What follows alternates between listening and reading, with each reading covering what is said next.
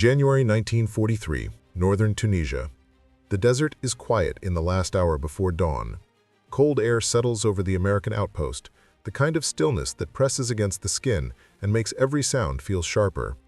A single radar truck, its canvas sides trembling slightly in the wind, stands on a rocky rise overlooking the valley. Inside, dim red lamps glow over young operators hunched above their screens, tracing faint arcs of light moving across the scope. One of them adjusts the dial with steady fingers. Another leans closer, narrowing his eyes. Something is coming. Far below, German officers finishing their night briefing feel no such tension.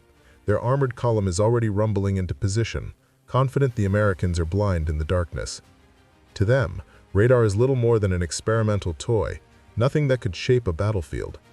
But up on the ridge, the operator watches a cluster of echoes tighten into a pattern. Movement. Coordinated. Deliberate. An entire advance. He marks the bearing and whispers to the lieutenant beside him. The message leaves the tent before the column has even reached the valley floor, guided by a technology the enemy had laughed at only weeks before. In the early years of the Second World War, radar was still a young technology, misunderstood, underestimated, and often dismissed by the very armies that needed it most. Germany entered the conflict with confidence in its doctrines of speed, surprise, and tightly coordinated ground assaults. Their commanders believed that victory came from decisive movement, not from invisible calculations made by machines. American officers saw the world differently. Across the Atlantic, even before the United States formally entered the war, teams of physicists and engineers at MIT's Radiation Laboratory were pushing radar technology far beyond its early British origins. The SCR-270, one of America's earliest long-range sets, had already detected the Japanese approach to Pearl Harbor, though the warning went unheeded. Its successor systems were growing more precise, more stable, and crucially, more mobile. By late 1942, as U.S. troops prepared for the North African campaign, truck-mounted radar units were quietly integrated into their formations. These were not glamorous machines. They were bulky, covered in canvas, operated by young men who were rarely seen on the front lines. But to commanders like Eisenhower and Bradley, radar represented something far more valuable than firepower. It represented knowledge. German intelligence, however, made a critical miscalculation. Their own early radar systems, though capable, were built primarily for air defense across Europe's coasts. They did not imagine radar being pushed into the desert, mounted on trucks, guiding artillery and mapping night movements. Many German officers assumed the Americans lacked the technical depth to deploy such systems with tactical purpose. This assumption would soon collide with reality, because as U.S. radar operators refined their craft in the Tunisian hills, they began seeing patterns in the dark that the enemy believed were invisible, and those patterns would reveal the first signs of an approaching German advance. By early 1943, the hills and wadis of northern Tunisia had become a testing ground for American technology. Supply convoys moved under the cover of radar-guided alerts. Anti-aircraft crews learned to trust the sudden warnings that arrived minutes before enemy planes appeared overhead. And across the sprawling front, commanders grew increasingly dependent on the quiet signals coming from the mobile sets positioned along the ridgelines. German forces, meanwhile, were preparing a counteroffensive designed to exploit what they believed were American weaknesses: poor coordination, inexperience under fire, and an absence of reliable reconnaissance after dark. Their armored columns assembled at night, engines idling behind dunes or olive groves, confident the Americans could not read movements concealed by moonless skies. But the radar units could. The SCR-270 and newer SCR-584 systems, though still experimental in their battlefield integration, were beginning to demonstrate an advantage the Germans had not accounted for. They could track movement not just in the air, but along the ground when conditions were favorable. Operators in Tunisia reported faint but consistent clusters of echoes, signals that grew stronger whenever armored vehicles began to roll. American officers quickly recognized what this meant. For the first time, they could anticipate the timing, direction, and scale of enemy maneuvers before the first shot was fired. Still, the Germans advanced with confidence, unaware that every mile they covered, Every shift in formation, every change in momentum was silently recorded on the circular screens inside those dimly lit trucks. And soon, radar would reveal far more than isolated movements. It would expose an entire German advance. The human element. The radar operators in Tunisia were not soldiers in the traditional sense. Most were former university students, radio hobbyists, or engineering recruits who had been rushed through specialized training. They lived in cramped trucks, surrounded by humming generators, rotating antennas, and the constant whine of electronics. While infantrymen fought in the valleys below, these operators fought a quieter war, one measured in blips, bearings, and fading echoes. Their role demanded intense focus. A single misread signal could mean a missed warning. A single correct interpretation could save an entire battalion. They worked through the night, drinking lukewarm coffee, wiping dust from their screens, and learning to distinguish enemy armor from background clutter by instinct alone. Many would later say the machine became an extension of their senses.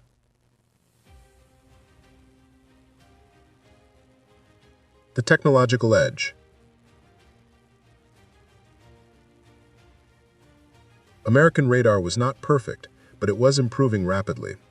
The SCR-270 offered long-range detection, while the newer SCR-584 delivered unprecedented precision for ground-controlled fire. Every week brought refinements, better calibration, faster rotation, more stable amplification.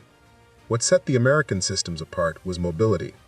Instead of fixed towers along coastlines, U.S. sets were mounted on trucks, hauled by jeeps, or placed on collapsible platforms. This allowed commanders to position radar wherever it was needed, on ridges, near airfields, or close to artillery units. To German officers accustomed to static installations, this flexibility seemed improbable. To U.S. forces, it became a decisive advantage. The enemy's miscalculation. German field officers viewed radar through a narrow lens. Their own systems, built primarily for air defense, shaped their assumptions. They believed American radar was crude, limited, incapable of real tactical value. Reports of Allied interceptions were attributed to luck or spies, not electronics. This mindset blinded them. Even as U.S. operators tracked their movements in Tunisia, many German commanders still believed the Americans were guessing. They would soon learn otherwise. Tactical transformation. Radar altered the battlefield in ways that were not immediately visible. Infantry units received early warnings of approaching armor long before scouts made contact. Artillery batteries, once dependent on spotters or flares, began adjusting fire based on radar-fed coordinates. Even air support grew sharper. Fighter groups were vectored toward enemy formations with a precision that surprised German pilots, who wondered how the Americans always seemed to appear at the right moment. What radar provided was not raw firepower, but timing, and in Tunisia, timing often meant survival. Every accurate interception, every pre-positioned defense, every avoided ambush owed something to the silent operators on the ridge. Leadership adapted. American commanders were quick to understand that radar was more than an accessory. It was a tool that reshaped planning.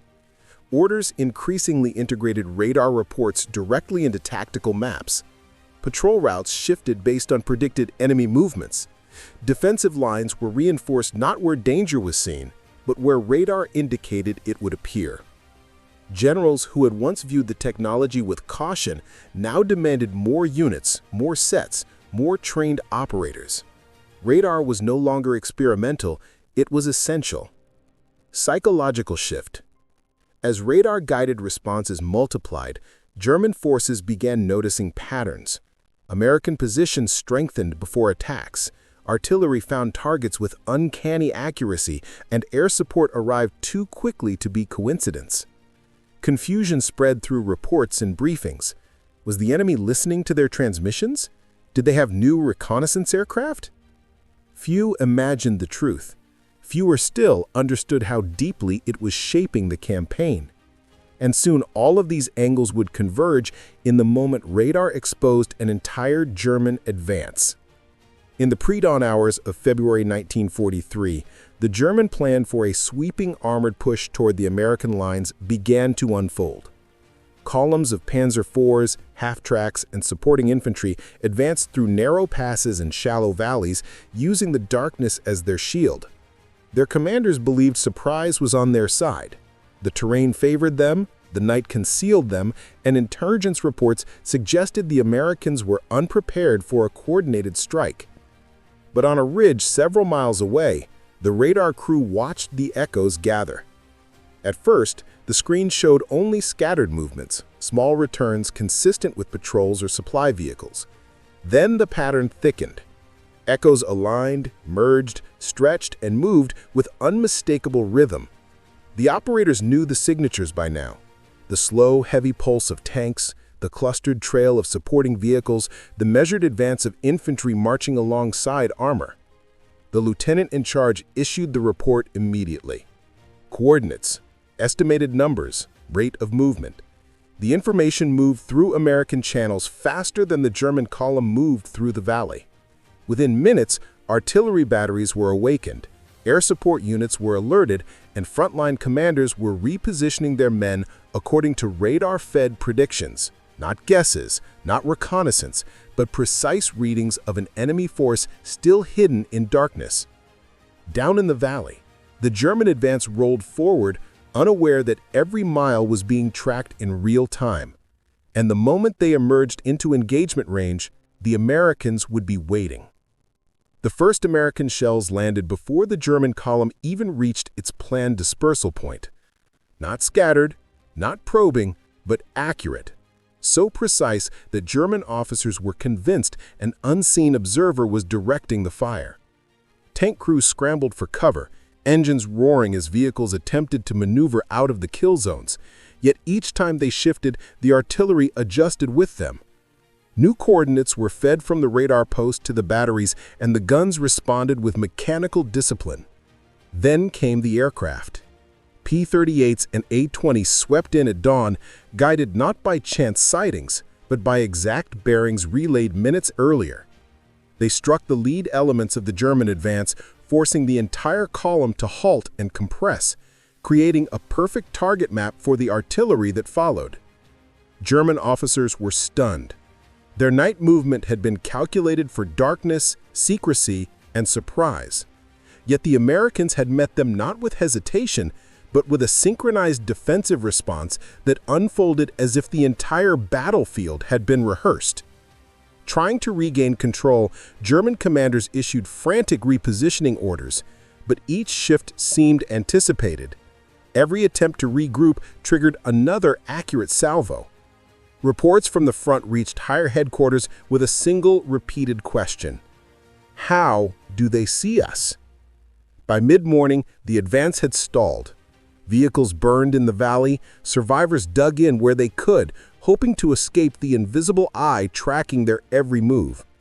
The battle had turned, and it was radar that had turned it. When the firing finally eased and the smoke settled across the valley, the scale of the disruption became unmistakable. What the Germans had intended as a coordinated thrust had been reduced to fragments: stalled armor, separated infantry, and support vehicles scattered in confusion. American patrols advancing cautiously into the area found abandoned equipment, damaged radios, and hastily discarded maps, marking the intended route of the offensive. For U.S. commanders, the engagement delivered something far more significant than a tactical victory. It provided proof that radar, once considered a supporting tool, could directly influence ground operations. The reports submitted that afternoon detailed not only the destruction, but the timing.